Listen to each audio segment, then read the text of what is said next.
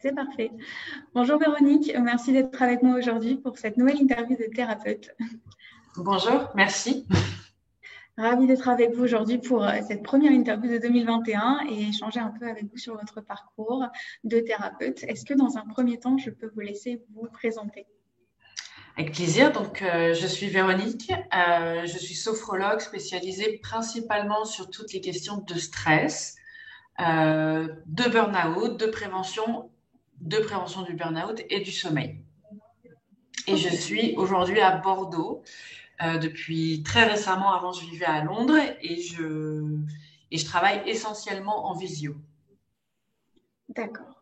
Alors ma première question serait pourquoi la sophrologie dans un premier temps? Pourquoi cette thérapie plutôt qu'une autre? Et il me semble qu'il s'agit d'une reconversion. C'est bien ça? Exactement. Donc avant, j'étais chef d'entreprise, j'ai monté des startups.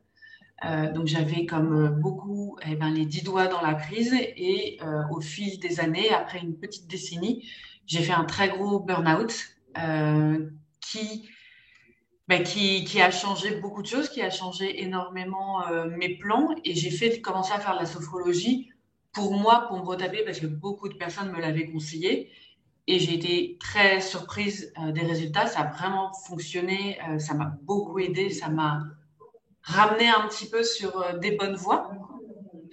Et après, j'ai eu envie de me former pour mieux comprendre, pour pouvoir, pour mieux découvrir en fait cette pratique qui est quand même douce mais très puissante. Et à la fin, finalement, de mes 2 ans de formation, j'ai eu envie de devenir sophrologue et à mon tour d'aider des profils qui étaient dans ces super stress, hyper stress, pour arriver à ne pas aller comme moi jusqu'au mur et se faire un petit burn-out et comment on pouvait anticiper, comment on peut prendre soin de soi, même en ayant des agendas quand même ultra chargés. D'accord. Donc une approche préventive, si je comprends bien. Préventive et éventuellement, quand la ligne rouge est franchie, bah, comment on remonte petit à petit. Ok. Alors, une fois que vous avez validé votre formation, comment vous avez débuté votre activité de thérapeute? Est-ce que, Alors, j'avais la chance d'avoir un très gros réseau avec mon réseau d'entrepreneurs. Et en mhm, fait, quand j'ai commencé à dire ce que je faisais, il y a pas mal de personnes qui sont venues vers moi pour dire, bah écoute, ça tombe bien, soit je dors plus, soit je vais m'écrouler, soit j'en peux plus, enfin, toutes ces raisons qu'on connaît tous d'une manière ou d'une autre à certains moments de notre vie. Et j'ai commencé à accompagner ces personnes-là et ça les a, je pense, beaucoup aidés à comprendre déjà comment on fonctionne en tant qu'être humain, parce que finalement, en Occident, on a beaucoup de tout est dans notre tête et on oublie qu'on a un corps. Et du coup, de savoir re-respirer, être conscient de ces niveaux de stress, où est situé le stress. J'ai plein de personnes qui viennent me voir avec des épaules jusqu'ici. Non, non, je ne suis pas stressée. Bah, voilà. Et donc, c'est tout ça qui progressivement fait découvrir ou redécouvrir un petit peu ce stress qui s'insinue, qui s'immisce plutôt dans notre vie de tous les jours sans s'en rendre compte. Et au bout d'un moment, bah, on devient presque ce stress sans se rendre compte de tous ces changements. d'accord. Donc, vos premiers clients ont été via votre réseau personnel, en fait, et C'est ça. professionnel, du coup. Et après, voilà, et après, ça passe un peu en étoile. Ah, j'ai appris est-ce que, voilà, j'ai eu ton contact par. Oui. Ok. Alors, vous, en tant que thérapeute, comment vous interagissez maintenant avec vos clients, avec justement les personnes que vous accompagnez? Est-ce que vous utilisez, par exemple, les réseaux sociaux? Alors, j'ai été formée en fait entre une école à Paris au CES et à Londres. Donc, j'ai un double cursus et aujourd'hui, je travaille énormément en visio pour mes pratiques. Et après, j'ai un compte Instagram et LinkedIn. J'utilise peu Facebook parce qu'il y a un problème de bande passante tout simplement. Mais voilà, je travaille beaucoup avec WhatsApp, donc c'est vrai que j'accompagne énormément hein, quand on rentre en thérapie avec une personne, on travaille énormément avec WhatsApp. Moi, j'enregistre mes séances. On fait le point au fil de la semaine pour voir comment ça se passe, si la personne a pu avancer, si elle a des questions. Et je mets énormément d'explications dans ce que je fais parce qu'en général, les personnes avec qui je travaille ont un couteau entre les dents et respirer, c'est obscur. Donc, je prends vraiment le temps aussi d'expliquer le comment du pourquoi et à quoi ça sert et qu'est-ce que ça va permettre. D'accord. Ok. Alors vous, en tant que thérapeute, est-ce que vous continuez à vous former? Si oui, comment? Quelles sont les ressources que vous utilisez? Alors oui, les joies du développement personnel, c'est sophrologie ou toute autre technique. Je crois que c'est un terrain infini. Moi, je continue à me former en sophrologie parce que je suis loin d'avoir tout vu et tout fait. Et la sophrologie, c'est pas une petite bulle finalement. Et une fois qu'on a fait cette petite bulle, tout est fini, on a fait le tour. C'est pas, comme je dis, c'est pas du loisir au proprement parler. C'est des techniques pour avancer. Donc, on peut faire presque une même pratique 10 fois. Les 10 fois, il se passera de nouvelles choses. Aujourd'hui, je suis en train de me former aussi sur des problématiques de troubles alimentaires comme l'hyperphagie, parce que c'est des connexions au corps, parce que ça génère aussi énormément de stress. Voilà, donc oui, je continue tout au long de l'année, je continue à me former. Je lis énormément de choses sur tout ce qui est neurosciences pour comprendre justement comment, en travaillant dans l'inconscient, on arrive à finalement des résultats qui sont importants, qui sont viables, qui sont fiables et qui permettent aux personnes d'atteindre des résultats et d'évoluer.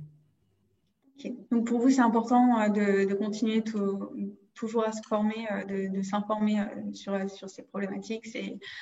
Donc, Bah, pour moi, oui, c'est primordial. Déjà parce que, moi, perso, je suis passionnée par ce que je fais.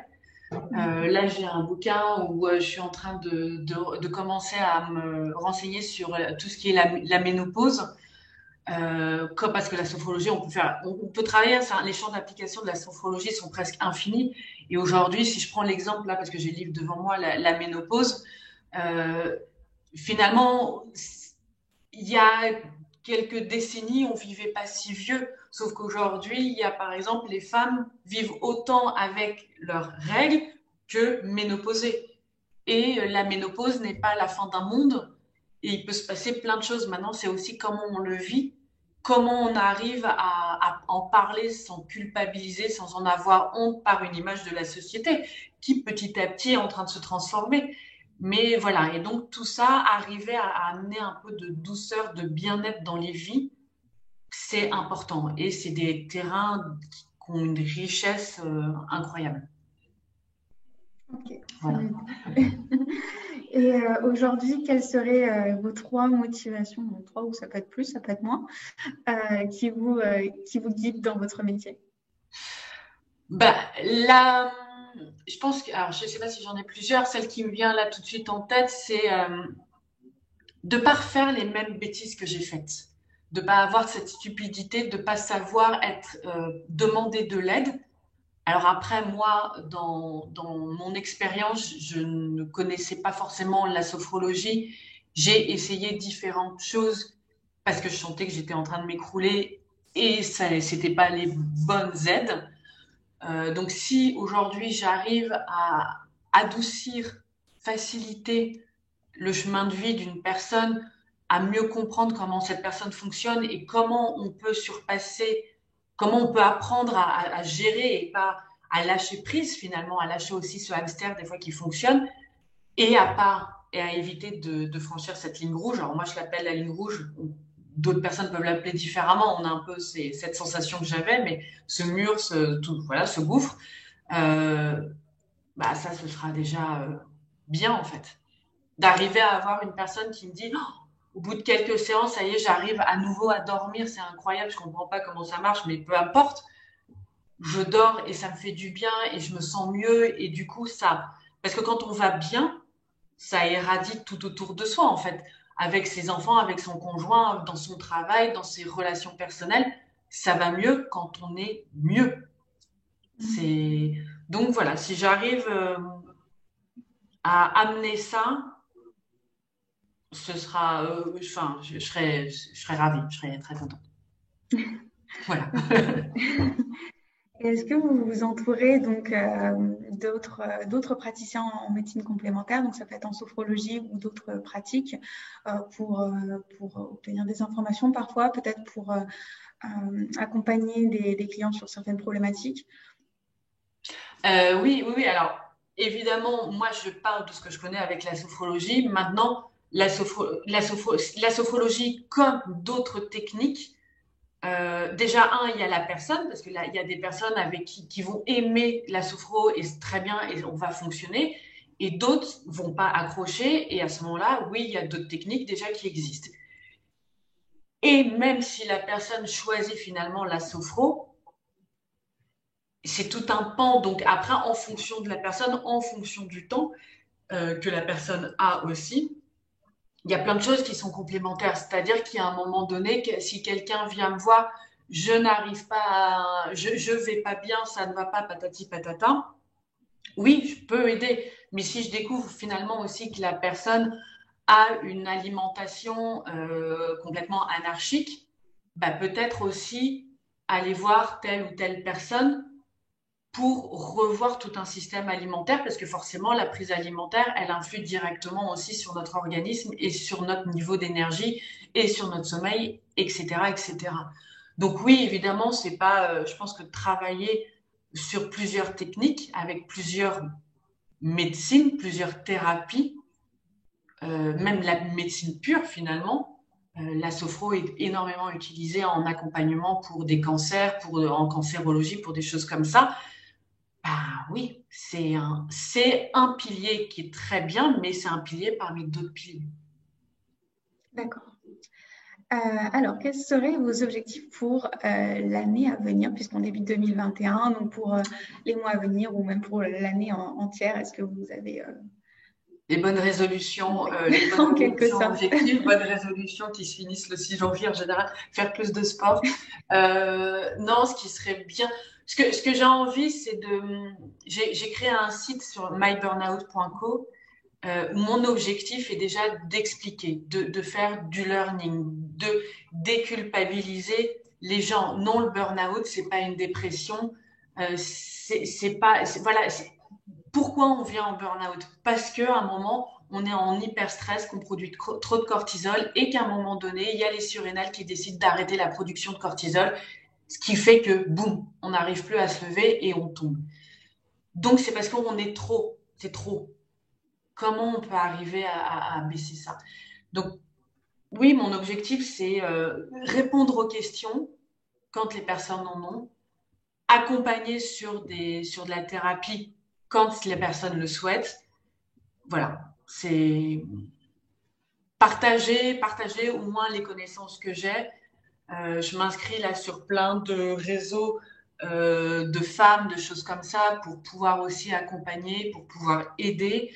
Et aussi bien des femmes bah, aujourd'hui qui sont surmenées quand elles, par exemple, elles sont infirmières, mais infirmiers aussi. Hein. Enfin, je segmente pas, on en a tous besoin, mais ou alors des femmes chefs d'entreprise ou qui sont dans des hauts postes et qui ont aussi les vies de famille à conjuguer, qui ont à un moment l'impression que la cocotte minute va exploser. Aider, déculpabiliser et proposer des solutions. Voilà, ce serait ça. Je parle trop, je suis désolée.